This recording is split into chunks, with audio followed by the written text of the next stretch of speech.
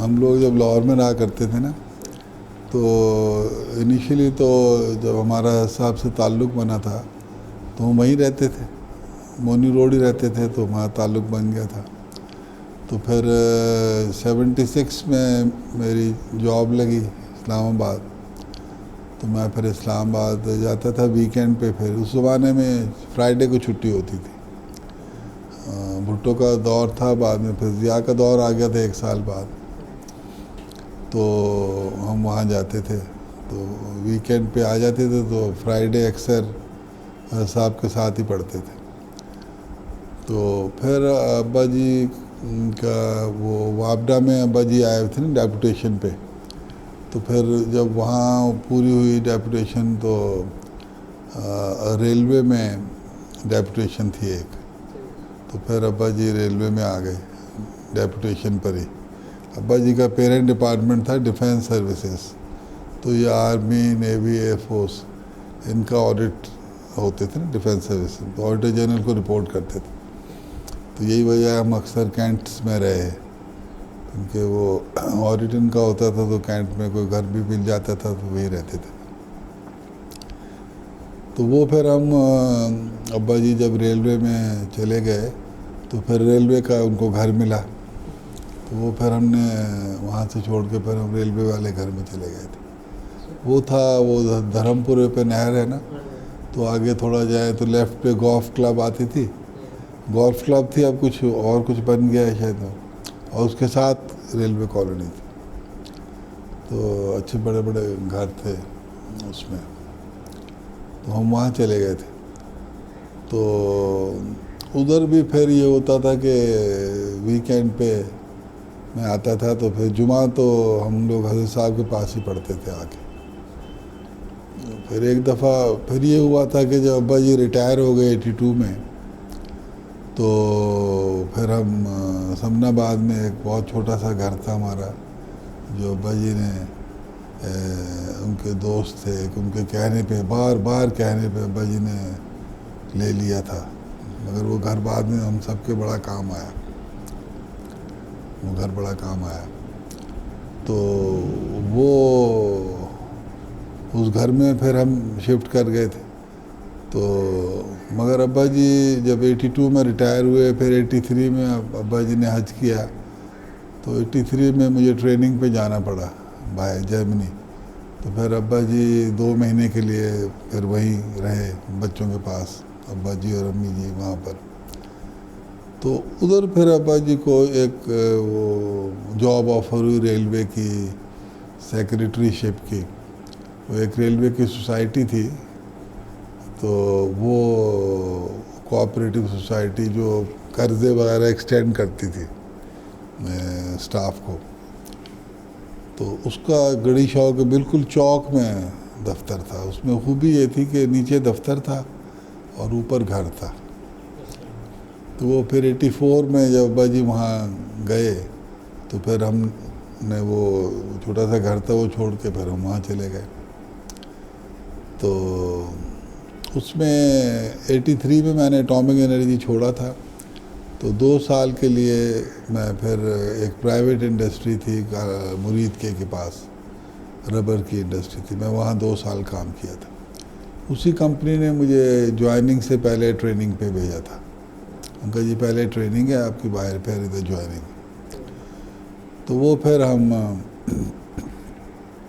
Manager جو تھے company کے وہ وہاں سے آتے تھے شالیمار باغ سے۔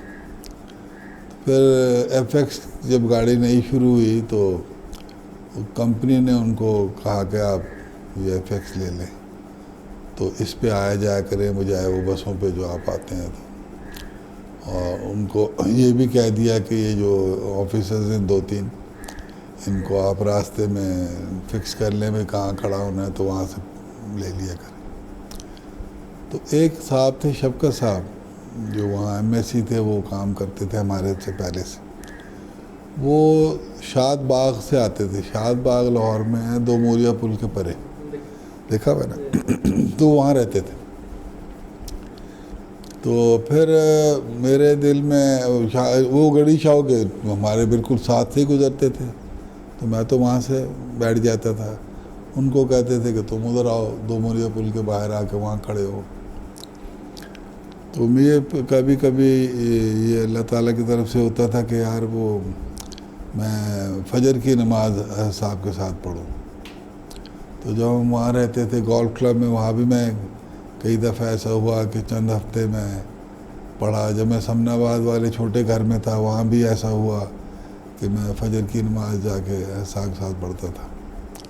یہ بھی ہوا کہ کئی دفعہ کہ میں ظہر کی یعنی دفتر سے ڈائریکٹ چلے جاتا تھا کبھی احساق پاس، تو پھر عشاء پڑھ کے آتا تھا. اس طرح کے ہوتے رہتے تھے معاملات. تو وہ یہ جب اس نے شفقت جو تھا اس کو پتہ لگا کہ احساق پاس آتے جاتے اس طرح، تو اس نے بھی خواہش ظاہر کی کہ مجھے بھی ملواؤ. تو اس کی طبیعت بیٹھی ہے صاحب ساتھ. تو پھر ایک اسی سچویشن میں ایک دفعہ پھر ایسا ہوا کہ میں نے یہ روٹین بنائی کہ میں سائیکل پہ نکلتا تھا فجر سے پہلے، تو میں فجر کی نماز صاحب پاس پڑھتا تھا، اور وہاں سے پھر مینار پاکستان پیدل جاتا تھا مونی روڈ سے، اور وہاں شاہ صاحب پک کرتے تھے وہاں سے. صبح 7 بجے دفتر لگتا تھا نا، تو 6:45 کے قریب اس طرح کا روٹین سیٹ تھا ہوا. تو شاہ صاحب وہاں سے پک کرتے. تو وہ اس نے بھی پھر خواہش ظاہر کی کہ یار میں بھی فجر کی نماز وہاں پڑھا کروں. تو وہ پھر یہ روٹین بنتا تھا اس کا جب یہ شامل ہوا سسٹم میں کہ میں وہاں سے دو موریا پل جاتا تھا گڑی شاہ سے سائیکل پہ. تو پھر وہاں یہ میرا انتظار کر رہا ہوتا تھا فجر سے پہلے. پھر یہ میں اس کو بٹھا لیتا تھا آگے، کچھ راستے یہ مجھے بٹھا لیتا تھا. تو جب میں سلیم تھا اس طرح نہیں تھا وزن میرا، جبکہ وہ اس کا تھا تھوڑا سا ہائر سائڈ، زیادہ نہیں.